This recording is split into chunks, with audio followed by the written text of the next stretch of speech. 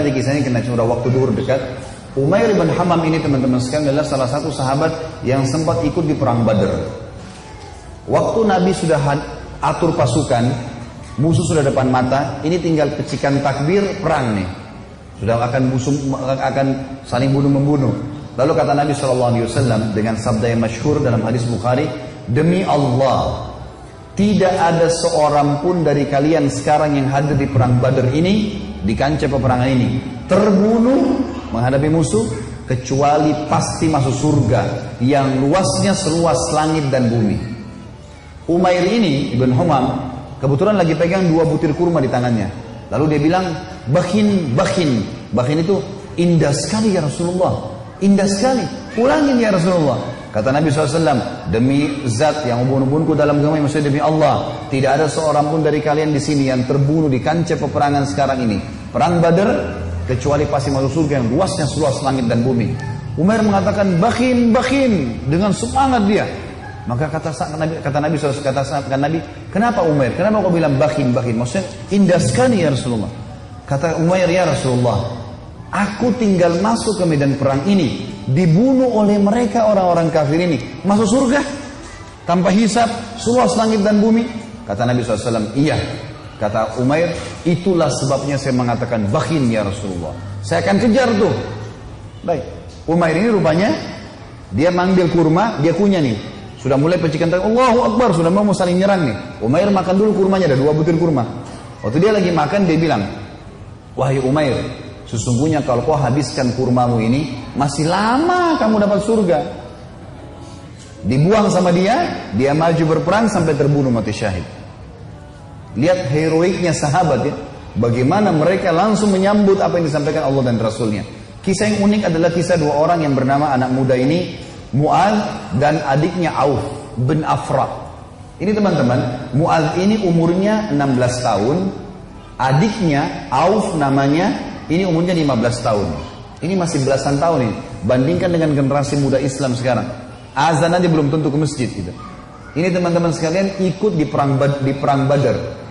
Waktu ikut di perang Badar, Abdurrahman ibn Auf menceritakan kepada kita, mengatakan, waktu saya lagi lihat peperangan sudah akan berkecamuk nih, udah mulai mau berperang musuh, tiba-tiba ada satu orang anak muda 16 tahun namanya Mu'adz berkata kepada saya, kepada Abdurrahman bin Auf, paman, mana Abu Jahal?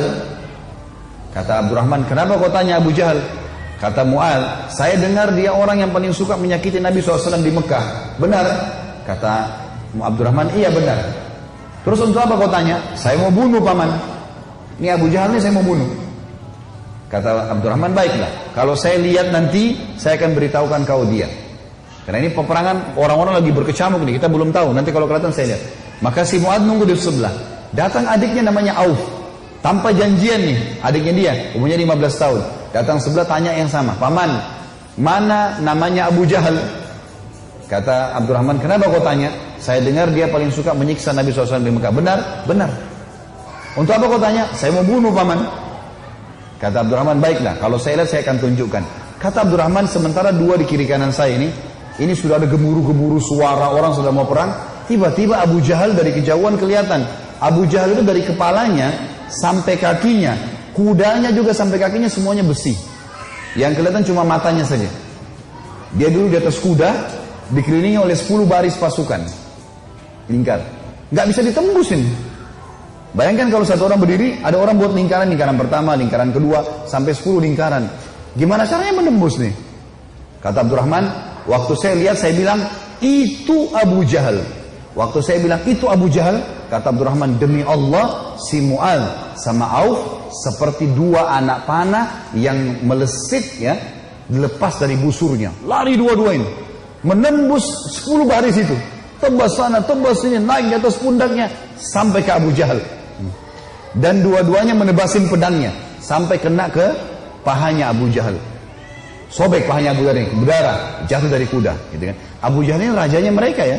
Rajanya orang-orang Mekah waktu itu. Dan kalau ini kalah, ini mati, berbubar semua di pasukan. Yang terjadi teman-teman sekalian, si Auf, si adik ini 15 tahun, dikeroyoki oleh pengawal-pengawalnya Abu Jahal, mati syahid. Si Mu'adz ini sempat nangkis-nangkis, tangannya kena tebasan pedang. Tapi dia sempat keluar gitu kan. Dia keluar dari medan perang, 16 tahun teman-teman sekalian. Diambil imamahnya, diikat tangannya sama dia. Yang sobek itu, diikat sama dia. Dia masuk melawan satu tangan. Waktu dia lagi perang, dia rasa tangannya ini mengganggu dia. Kesakitan kan? Dia mau cari mati syahid nih. Dia keluar ke kancah peperangan, tangannya ini diinjak sama kakinya, ditarik sama dia. Diputus sekalian. Dia masuk berperang sampai terbunuh teman-teman sekalian. 15 sama 16 tahun yakin mati di medan perang, ini adalah syahid. Gak ada rasa takut sama sekali. Ini luar biasa bagaimana. Kisah yang lain Abu Dujana.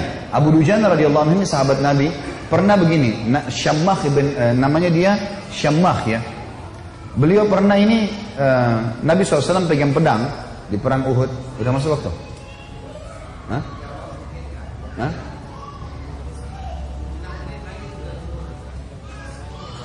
Terus? Maksudnya mau pertanyaan? Butuh tanya jawab atau materi nih? Nah? Kalau saya sih lebih fokus ke materi ya. Lanjut saja ya. Iya, lebih baik kalau antum pulang bawa ilmunya mungkin lebih bermanfaat daripada ada pertanyaan. Insya Allah kalau ada waktu lain, kalau enggak ini. Baiklah, Syammah bin Harith ini radhiyallahu anhu, beliau pernah teman-teman sekalian Nabi SAW henuskan pedang di perang Uhud, lalu beliau berkata, siapa yang mau memberikan haknya Allah dan Rasulnya di pedang ini? Maka Hamzah berdiri mengatakan, saya Rasulullah. Nabi SAW tarik, nggak dikasih sama dia. Kemudian Nabi bilang lagi, siapa yang akan memberikan haknya Allah dan Rasulnya di pedang ini? Ali bin Abi Thalib berdiri, mau pegang. Nabi SAW tarik. Hamzah dan Ali ini terkenal pejuang kesatria Islam yang kuat gitu kan. Nabi nggak kasih. Nabi ulangi lagi yang ketiga, siapa yang memberikan haknya Allah dan Rasulnya di pedang ini? Maka berdiri lagi teman-teman sekalian, sahabat Nabi yang ketiga, yang sangat terkenal juga adalah Mikdad. Mikdad ini terkenal, Umar bin Khattab jadikan dia seperti kekuatan 1000 orang. Saya Rasulullah, Nabi SAW tarik, gak dikasih. Nabi ulangi yang keempat kali, siapa yang memberikan hak dan Rasulnya di pedang ini? Maka Abu Dujana ini, Syammah ini berdiri mengatakannya, Rasulullah, apa haknya Allah dan Rasulnya di pedang itu? Maka kata Nabi SAW, engkau mengambilnya dan engkau menghantamkan ke musuhmu pakai perang ini sampai pedang ini bengkok. Kata Syammah, baik Rasulullah, saya akan berikan haknya, kasih ke saya pedang itu. Maka Nabi SAW pun memberikan pedang itu, karena Nabi SAW ingin sahabat ini bertanya dulu apa haknya Allah Rasulullah di pedang itu. Maka diambil oleh Abu Dujana. Lalu Abu Dujana ini memegang pedangnya, lalu imamahnya tadinya warna merah, warna hitam, diganti warna merah sama dia. Zaman itu kalau pakai imamah merah berarti mau mati gitu. Dipakai warna merah sama dia, pedang itu dipakai, dipegang di dadanya sambil dia mengayun-ayunkan pedang itu di hadapan musuh orang Quraisy di perang Uhud ya. Belum perang ini. Lalu Nabi SAW lihat, Nabi mengatakan, sungguh perilakunya Syammah ini dibenci oleh Allah. Tidak disuka sama Allah nih, perilaku sombong. Kecuali di posisi seperti ini. Kecuali di medan perang. Boleh kalian tunjukkan keterampilan kalian depan musuh.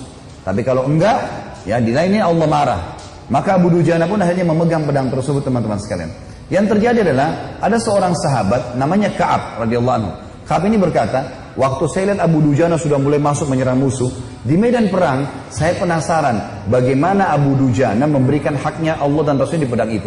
Saya pun melihat ada satu orang kafir yang sangat kuat menyerang orang-orang Islam, tebas sana, tebas sini, badannya kekar. Maka saya berdoa kepada Allah di kancah peperangan. Ka'ab berdoa, semoga orang kafir ini ketemu dengan Abu Dujana. Ternyata Allah kabulkan doa saya, dia bilang. Tiba-tiba Abu Dujana ini berhadapan sama musuh orang kafir itu. Dan waktu berhadapan, mereka akhirnya duel berdua. Dan saking serunya duelan Abu Dujana dengan orang kafir ini, sampai orang-orang di kancah peperangan berhenti perang, menyaksikan duelnya mereka. Karena luar biasa, orang kafir berhenti, orang muslim berhenti, menyaksikan bagaimana Abu Dujana perang. Sampai akhirnya Abu Dujana ditebas sama orang tersebut dengan pedang dengan sangat kuat, ditangkis sama perisai, sampai perisai itu terbelah dua dan pedangnya orang kafir melengket. Maka Abu Dujana pun akhirnya menebaskan pedang itu ke arah orang kafir, yang sampai membuat orang kafir itu terbelah bagian setengah badannya. Akhirnya matilah orang itu. Maka kata Ka'ab, aku pun akhirnya menghadap ke Abu Dujana dan dia berkata, wahai Ka'ab, bagaimana pendapatmu? Bagaimana yang kau lihat dengan ini? Maka dia pun tersenyum. Artinya Abu Dujana betul-betul mengerjakan apa yang diperintahkan oleh Allah dan Rasulnya. Tentu dalam medan perang cukup banyak kisah-kisah teman-teman sekalian. Juga ada kisah yang sangat unik sebenarnya. Saya disimpulkan, insya Allah 1 menit saja. Ada namanya Hamrat Asad. Waktu para sahabat kalah di perang Uhud, ada 70 sahabat mati syahid. Sisanya, kan sahabat yang pergi perang Uhud itu 700 orang ya. 70 orang mati, jadi sisa 630 orang. 630 orang ini teman-teman sekalian semuanya luka parah. Kita tutup dengan kisah ini ya. Luka parah semuanya. Nabi pun berdarah pipinya, keningnya berdarah SAW, giginya pecah. Pundaknya sempat dihantam oleh Ibnu Qami'ah. Beliau mengatakan saya rasakan sakitnya sebulan. Ini, sahabat semua, 630 orang luka semuanya. Dan minimal mereka luka 5 luka di tubuhnya. Di dalam kisah ini dikatakan teman-teman sekalian, pulanglah mereka ke Madinah di perang Uhud. Sedih, sahabat banyak yang kalah. Waktu itu karena awal peperangan menang, pulang ke Madinah. Waktu masuk di Madinah, tiba waktu maghrib. Sahabat-sahabat ini 600 orang banyak tidak bisa ke masjid. Gak bisa. Ada 2 anak muda umur 14 tahun sama 15 tahun. Sama 15 sama 16 tahun. Tapi bukan si Auf tadi, orang lain ini. Ini anak muda ini saking banyaknya luka di badannya sampai ditaruh di atas kuda, lalu diturunkan, dimasukkan di dalam rumah, ibunya tinggal rawat, nggak bisa bergerak apa-apa lagi. Sholat pun dalam kondisi isyarat mata, udah sakit semua nih, gitu kan? Baik, habis sholat subuh teman-teman, turun perintah Allah. Ini 1 hari setelah perang Uhud. Ada perang namanya Hamrat Asad, nama lokasi. Hamrat Asad ini nama lokasi. Asad artinya singa. Hamrat ini wilayah warna merah karena gunungnya banyak warna merah. Perintah Allah kepada Nabi Muhammad SAW, perintahkan semua sahabat Muhammad yang ikut di Uhud kemarin, 630 orang yang luka itu, semuanya keluar lagi, kejar lagi itu orang-orang Quraisy. Pasukan kalah ya, luka semua. Maka tersebar berita, pemanggil-pemanggil Nabi, hai sahabat-sahabat Nabi yang kemarin ikut Uhud, bukan orang baru, yang luka-luka parah, semuanya oleh Nabi disuruh ngejar, menuju ke Hamrat Asad, kejar Quraisy. Maka sahabat-sahabat banyak, diantaranya Usaid bin Khudair, ada yang lagi nempel daun untuk mengeringkan lukanya, dicabut sama dia. Sami'na wa ata'na, kami patuh dan tenang. Dicabut semua luka-luka mereka yang tempel-tempelan, mereka pergi sambil ngalir darah. Ada 2 orang anak muda 15 sama 16 tahun. Ini di sini di riwayat tidak disebutkan namanya, yang tertidur di atas ranjang, ibunya ngerawat, sholat pun dengan isyarat mata. Waktu dengar ada orang teriak, wahai yang hadir kemarin di Uhud, semuanya tidak terkecuali telah turun perintah Allah kepada Rasulnya Muhammad SAW untuk mengejar Quraisy. Tidak 1 orang pun boleh tinggal di Madinah. Luka parah. Maka adik kakak ini bersebelahan tidurnya. Kakaknya bilang, wahai adikku, tidak mungkin kita tinggal di atas ranjang begini. Dalam suatu sementara panggilan Rasulullah ada tak hanya ditentukan oleh kemampuan prajuritnya. Maka kata adiknya, bagaimana caranya kak? Seberapa besar tentara yang akan ikut serta dalam peperangan? Demi Allah, saya akan seret kamu sekali. Melainkan kemenangan suatu peperangan sangat ditentukan oleh panglima perang yang membawa jalannya peperangan. Luar biasa. Saya waktu baca kisahnya sampai netes air mata. Inilah panglima perang terbaik dan akhirnya mereka seret-seretan sampai tiba di depan Nabi SAW. Ada yang berdarah, ada yang ini, terutama 2 anak muda ini naik di atas kuda itu sambil diseret jalan ya. Waktu mereka diseret semua pada nangis lihat. Di era kekaisaran Romawi dan akhirnya sahabat itu semuanya pergi ke sana. Pas Quraisy dengar 630 pasukan yang kemarin kalah, tidak ada orang baru yang datang, bukan tenaga baru cuma yang kemarin mau berperang, Quraisy tidak berani kembali. Mereka takut hanya dalam waktu ini jangan sampai 18 luar tahun biasa saja. nih. Kok bisa sampai luka parah mau kembali gitu? Maka mereka tidak berani kembali dan tersebar berita kalau setelah keterangan di Uhud, 1 hari setelah di Hamrat Asad Muslimin memenangkan peperangan. Dan ini mengobati sepanjang era luka-luka mereka. Tapi saksi bahasan teman-teman bagaimana mereka yang mengukir biasanya sejarah dalam Islam. mempertahankan agama ini. Allahu a'lam. Tentu salah satunya adalah panglima perang Muslim pertama, yaitu